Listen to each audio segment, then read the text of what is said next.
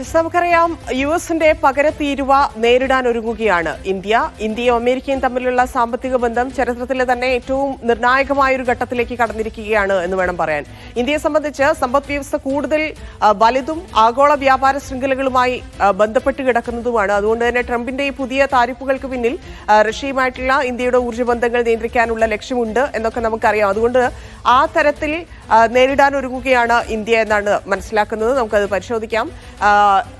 യുഎസിന്റെ പകരത്തീരുവ India നേരിടുമ്പോൾ 40 രാജ്യങ്ങളിലേക്ക് കയറ്റുമതി ശക്തമാക്കുമെന്നുള്ള തീരുമാനത്തിലേക്ക് ഇന്ത്യ എത്തുന്നു. അത് ജർമ്മനി, ജപ്പാൻ, ദക്ഷിണ കൊറിയ തുടങ്ങി 40ഓളം രാജ്യങ്ങളിലേക്ക് ഈ കയറ്റുമതി വർദ്ധിപ്പിക്കും എന്നുള്ള സൂചനകളാണ് തരുന്നത്. മറ്റൊന്ന്, നമുക്ക് പ്രധാന തിരിച്ചടിയായിട്ടുണ്ടായിരിക്കുന്ന കാര്യങ്ങൾ, പ്രധാനമായിട്ടുള്ള ആശങ്കകൾ, ഒന്ന് തുണിത്തരത്തിന്റെ കാര്യത്തിലാണ്, മറ്റൊന്ന് തുകലാണ്, രത്നങ്ങളും ആഭരണങ്ങളും വലിയ തിരിച്ചടിയാണ്. കരകൗശല വസ്തുക്കളിലും അതുപോലെ തന്നെ ഈ മത്സ്യസമ്പത്തിലും നമുക്ക് വലിയ ആശങ്കകൾ ഉണ്ടാക്കുന്നുണ്ട്. ഈ തൊഴിൽശാലകളെ സംബന്ധിച്ചുണ്ടാക്കുന്ന ആശങ്കകൾ എന്ന് പറഞ്ഞിട്ടുണ്ടെങ്കിൽ ഈ തുണിത്തരം, രത്നങ്ങൾ, ആഭരണം, ഒപ്പം ഈ ബന്ധനം, ഒപ്പം തുകൽ വസ്തുക്കൾ, ഈ കരകൗശല വസ്തുക്കൾ, ഈ മേഖലയിലൊക്കെ കയറ്റുമതി ബിസിനസ് വികേന്ദ്രീകൃത സ്വഭാവം ആയതുകൊണ്ട് തന്നെ ഇത് വളരെ അധ്വാനം ആവശ്യമുള്ള ചെറുകിട കമ്പനികളെയൊക്കെ ആശ്രയിച്ചാണ് നിലനിൽക്കുന്നത്. അപ്പം ഈ ഒരു ഏകോപനമില്ലാത്ത, ഇല്ലെങ്കിൽ ഈ മേഖലയിൽ സുരക്ഷിത തൊഴിലാളികൾ വളരെ കുറവാണ് എന്നതുകൊണ്ട് തന്നെ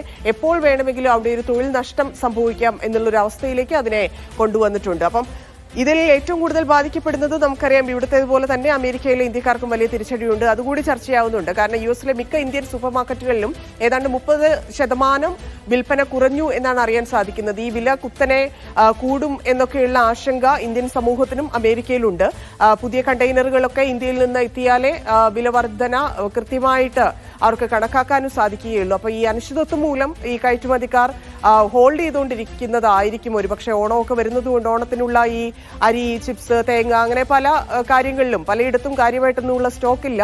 വില കൂടും എന്നൊക്കെയുള്ള ഭയം അരിയും മറ്റ് സ്റ്റോക്ക് ചെയ്യുന്നത് ആന്ധ്രക്കാരാണ്. അതുകൊണ്ട് തന്നെ അവരെ സംബന്ധിച്ചും ഇത് വലിയൊരു പ്രതിസന്ധി ഘട്ടമാണ് എന്ന് മനസ്സിലാക്കാം. ഈ പ്രതിസന്ധിയെ താൽക്കാലികമായി നേരിട്ടാൽ മതിയോ? ഈ ഒരു ചോദ്യം ഇപ്പോഴും നിലനിൽക്കുന്നുണ്ട്. കാരണം ഇപ്പോഴെന്ത് ചെയ്യാം എന്നതിനെക്കുറിച്ച് മാത്രമാണ് ഇന്ത്യ ചിന്തിക്കുന്നത്, പ്രവർത്തിക്കുന്നത് എന്നൊക്കെയുള്ള ആരോപണങ്ങൾ പല ഭാഗത്തു നിന്ന് ഉയരുന്നുണ്ട്. അതുകൊണ്ട് തന്നെ അത് അറിയണം. ആ സാഹചര്യത്തിലാണ് ഇന്നിപ്പോൾ വന്നിരിക്കുന്ന വാർത്ത, ഇന്ത്യ ചൈന സൗഹൃദം അത് ട്രംപിനെ പൂട്ടിലാണോ ലക്ഷ്യം എന്നൊക്കെയുണ്ട്. അയൽക്കാരൊക്കെ ആണെങ്കിലും പരസ്പരം അത്ര നല്ല ബന്ധത്തിലൊന്നും അല്ലായിരുന്ന രണ്ട് രാജ്യങ്ങളാണ് ഇന്ത്യ, ചൈന. അപ്പം ഈ അതിർത്തി തർക്കം മുതൽ നയതന്ത്രത്തിൽ വരെ നിഴലിച്ച അകലമുണ്ട്.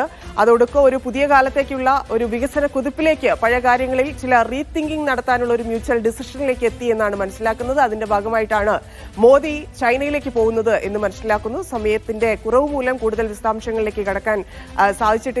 ഡീകോണ്ട സമയം പൂർണ്ണമാവുകയാണ്. നമസ്കാരം.